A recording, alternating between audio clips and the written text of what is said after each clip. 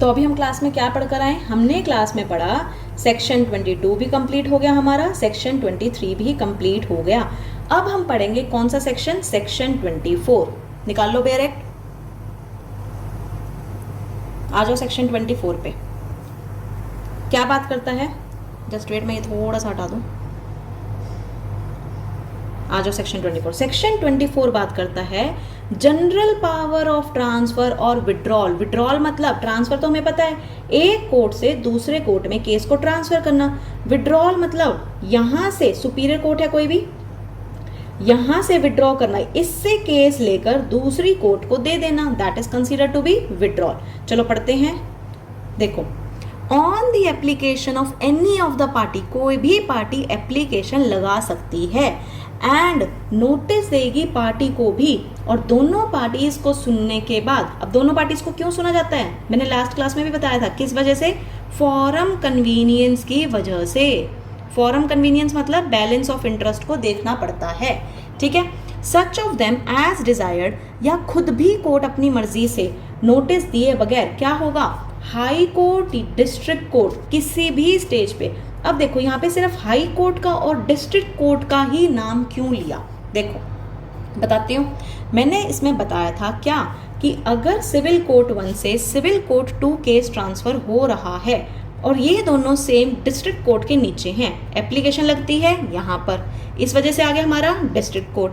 High court क्यों आया? अगर ये सिविल कोर्ट दूसरा फर्स्ट डिस्ट्रिक्ट कोर्ट के नीचे है, ये सिविल कोर्ट डिस्ट्रिक्ट कोर्ट 2 के नीचे है, अलग अलग डिस्ट्रिक्ट कोर्ट के नीचे हैं दोनों, बट सेम हाई कोर्ट के नीचे है। अब एप्लीकेशन कहाँ लगेगी? हाई कोर्ट में लगेगी। कहाँ पढ़कर आए थे हम ये चीज? सेक्शन 23 में। ये 23 के 1 में पढ़ा था, ये 23 के 2 में पढ़ा था, ठीक है।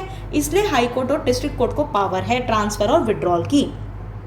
अब जब हाई कोर्ट ने और डिस्ट्रिक्ट कोर्ट क्या कर सकते हैं? किसी भी स्टेज पे ट्रांसफर कर सकते हैं, कोई भी सूट दे सकते हैं, appeal, other proceedings. Other proceeding मतलब अगर कोई एग्जीक्यूशन वाली प्रोसीडिंग्स चल रही हैं, pending before it for trial या डिस्पोजल के लिए अगर मेरे सामने पेंडिंग है। सपोज मैं डिस्ट्रिक्ट कोर्ट का एग्जांपल ले रही हूँ, मेरे पास कोई केस पेंडिंग है, तो मैं ये केस ट्रांसफर कर सकती हूँ ट्रायल के लिए और डिस्पोज करा जाए किसको? किसी भी कोर्ट को जो मेरे सबऑर्डिनेट है। पहला पॉइंट क्या है? सबऑर्डिनेट है एंड वो कॉम्पिटेंट है ट्राई करने के लिए। मतलब मैं किसी भी civil court 1, civil court 2, civil court 3 किसी को भी केस ट्रांसफर कर सकती हूँ, पर क्या होना चाहिए? सबऑर्डिनेट होनी चाहिए, प्लस वो कोर्ट कॉम्पिटेंट होनी चाहिए। कॉम्पिटेंट मतलब क्या हो गया? कॉम्पिटेंट मतलब वही आ जाओ जैसे कॉम्पिटेंसी का नाम आ जाए, टेरिटोरियल जुरिस्डिक्शन होना चाहिए, पेक्यूनरी जुरिस्डिक्शन होना चाहिए, प्लस सब्जेक्ट मैटर जुरिस्डिक्शन उस कोर्ट का होना चाहिए, ठीक है। आ जाओ आगे। और क्या कर सकती है कोर्ट? कौन सी कोर्ट? अभी नाम बताया मैंने, हाई कोर्ट और डिस्ट्रिक्ट कोर्ट। और क्या कर सकती है?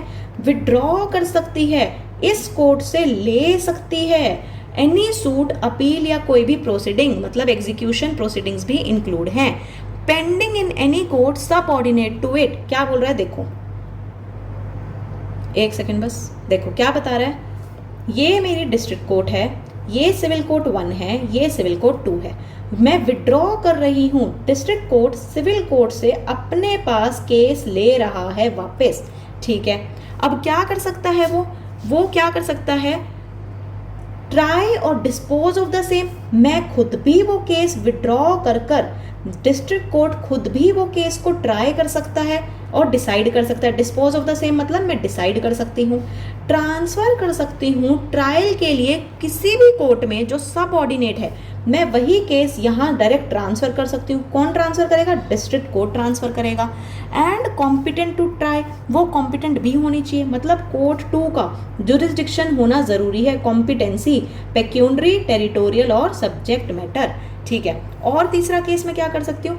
रीट्रांसफर the same for trial to the court from which it was withdrawn. इसका मतलब रीट्रांसफर कर सकती हूँ, मैंने सिविल कोर्ट 1 से केस को विड्रॉ किया था, अब डिस्ट्रिक्ट कोर्ट दोबारा इसको अपना केस जो विड्रॉ किया था उसको वो रीट्रांसफर कर सकता है।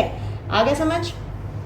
अब ये जो रीट्रांसफर होता है, रीट्रांसफर किसी भी पार्टी की एप्लीकेशन पर भी हो सकता है। पार्टीज खुद भी एप्लीकेशन लगा सकती है रीट्रांसफर की, वरना डिस्ट्रिक्ट कोर्ट खुद भी केस को क्या कर सकता है, रीट्रांसफर कर सकता है। तो क्या क्या चीजें हो सकती है, वो ट्रांसफर कर सकता है कोई भी सूट वगैरह, किसको कर सकता है, किसी भी कोर्ट को जो सबऑर्डिनेट है। किसी से भी विड्रॉ कर सकता है, विड्रॉ मतलब मैं इससे वापस ले सकती हूँ। विड्रॉ करने के बाद मैं खुद भी ट्राई कर सकती हूँ, मैं किसी और कोर्ट को भी दे सकती हूँ, प्लस मैंने जिससे विड्रॉ किया मैं उसको रीट्रांसफर भी कर सकती हूँ। ठीक है, आ जाओ आगे, आगे पढ़ते हैं क्या बोल रहे हैं। सब सेक्शन 2 पे आओ। कह रहे हैं वेयर एनी सूट और प्रोसीडिंग हैज बीन ट्रांसफर या विड्रॉन। कह रहे हैं अगर तुमने कोई भी सूट या प्रोसीडिंग्स ट्रांसफर करी है, सिविल कोर्ट 1 से सिविल कोर्ट 2 ट्रांसफर करी है, या तुमने सिविल कोर्ट 1 से वो केस ले लिया, किसने ले लिया, डिस्ट्रिक्ट कोर्ट ने ले लिया। ट्रांसफर कौन करेगा, डिस्ट्रिक्ट कोर्ट करेगा। Under subsection 1 the court which is thereafter to try or dispose of such suit subject to special directions either retry it or proceed from the point at which it was transferred or withdrawn। क्या बोल रहा है ये कह रहा है, देखते हैं। ये कह रहा है अगर डिस्ट्रिक्ट कोर्ट ने सिविल कोर्ट 1 और सिविल कोर्ट 2 दो हैं, अब बी ने एप्लीकेशन लगाई कि सिविल कोर्ट 1 से यहां पर केस को ट्रांसफर कर दिया जाए। डिस्ट्रिक्ट कोर्ट ने क्या करा, सिविल कोर्ट 2 को वो केस दे दिया। अब सिविल कोर्ट 2 जो है, या तो जिस पॉइंट पे, सपोज ये पूरी प्रोसीडिंग्स है, ये मेरा पूरा सूट है, ये मेरा पूरा केस चल रहा है, अगर सिविल कोर्ट ने इस पॉइंट पर आकर केस को ट्रांसफर किया, तो डिस्ट्रिक्ट कोर्ट ने अगर इस पॉइंट पे आकर केस को ट्रांसफर किया, किसको ट्रांसफर किया, सिविल कोर्ट 2 को। सिविल कोर्ट 2 के पास ऑप्शन है कि वो इसी पॉइंट से कंटिन्यू कर सकता है केस को जहां पे सिविल कोर्ट 1 ने छोड़ा था, वरना फ्रेश स्टार्टिंग से भी कर सकता है, फ्रेश ट्रायल भी कंडक्ट कर सकता है। और इस टर्म को हम क्या कहते हैं, de novo trial. De novo trial, de novo trial मतलब फ्रेश ट्रायल भी कर सकता है। आओ दोबारा पढ़ते हैं सब सेक्शन 2, देखो अब आ जाएगा समझ।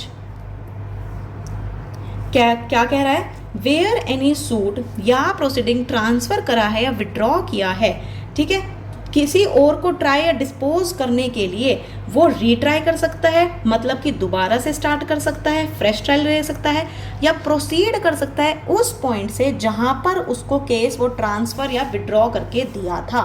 ठीक है, आ जाओ आगे, सब सेक्शन 3 पे आ जाओ। For the purpose of this section, इस सेक्शन के पर्पज के लिए जो कोर्स होती हैं एडिशनल और असिस्टेंट जजेस, जो मैंने फर्स्ट क्लास में बताई थी ना, पूरी हायरार्की समझाई थी कि पहले सिविल जज जूनियर डिवीजन होते हैं, फिर ऐसे होते हैं, डिस्ट्रिक्ट जज होते हैं, ऐसे लाइन बताई थी। तो इन्होंने क्या बोला, वो सारे जितने भी असिस्टेंट जजेस थे, एडिशनल जजेस थे, वो सारे डिस्ट्रिक्ट कोर्ट के हम सबऑर्डिनेट मानेंगे। डिस्ट्रिक्ट कोर्ट के क्या मानेंगे, सबऑर्डिनेट मानेंगे। प्रोसीडिंग्स में अभी बता दिया एग्जीक्यूशन भी इंक्लूड करा जाएगा। ठीक है, आ जाओ सब सेक्शन 4 पे। The court trying any suit transferred या withdrawn from under this section from a court of small causes. अगर मानो कोई हमारी कोर्ट है स्मॉल कॉजेज की, जो हमारी छोटे छोटे उन कामों के लिए बनी होती है, दूसरे डिफरेंट मैटर्स के लिए कोर्ट इस्टेब्लिश होती हैं, अगर कोई भी कोर्ट हमारे डिस्ट्रिक्ट कोर्ट यहाँ से केस को ट्रांसफ़र या विड्रॉ करती है, तो ये अगर डिस्ट्रिक्ट कोर्ट वो केस खुद ट्राई कर रही है, देन दैट डिस्ट्रिक्ट कोर्ट सिर्फ और सिर्फ इस पर्पज़ के लिए कोर्ट ऑफ स्मॉल कॉजेज कहलाएगी। पढ़ो, the court trying any suit जो ट्रांसफ़र किया है कोर्ट ऑफ स्मॉल कॉजेज से, shall for the purpose of such suit, सिर्फ उस सूट के पर्पज़ के लिए हम उसको कोर्ट ऑफ स्मॉल कॉजेज कहेंगे। ठीक है, आगे समझ, आ जाओ लास्ट सब सेक्शन पे। 5th क्या कह रहा है, सूट या proceeding may be transferred under this section from a court which has no jurisdiction. क्या बोल रहा है 5th पॉइंट बोल रहा है, जो डिस्ट्रिक्ट कोर्ट है, हम यहाँ पे डिस्ट्रिक्ट कोर्ट का ही एग्जाम्पल लेकर चल रहे हैं, हाई कोर्ट भी हो सकता है। अगर डिस्ट्रिक्ट कोर्ट है, 2 कोर्ट्स हैं इसके नीचे, कोर्ट 1 और कोर्ट 2, क्या कह रहा है 24 का 5, 24 सब सेक्शन 5 कह रहा है, अगर कोर्ट 1 का जुरिस्डिक्शन नहीं है, अगर जुरिस्डिक्शन नहीं है तब भी डिस्ट्रिक्ट कोर्ट के पास ये पावर है कि वो जुरिस्डिक्शन नहीं है कोर्ट 1 का, यहाँ से केस विड्रॉ कर सकता है, ले सकता है, खुद भी ट्राई कर सकता है, वरना यहाँ ट्रांसफ़र कर देगा। किसके पास ट्रांसफ़र कर देगा? जो उसको ट्राई करने के लिए कोर्ट कॉम्पिटेंट मानी जाएगी। कॉम्पिटेंट अभी बताया था, कॉम्पिटेंट मतलब 3 चीज़ें आ जाती हैं, जैसे कि उसके पास पेक्यूनरी जुरिस्डिक्शन भी होना चाहिए, उसके पास टेरिटोरियल जुरिस्डिक्शन भी होना चाहिए, प्लस सब्जेक्ट मैटर भी होना चाहिए। वो कॉम्पिटेंट कोर्ट हमारी कहलाएगी। ठीक है, आगे इतना समझ।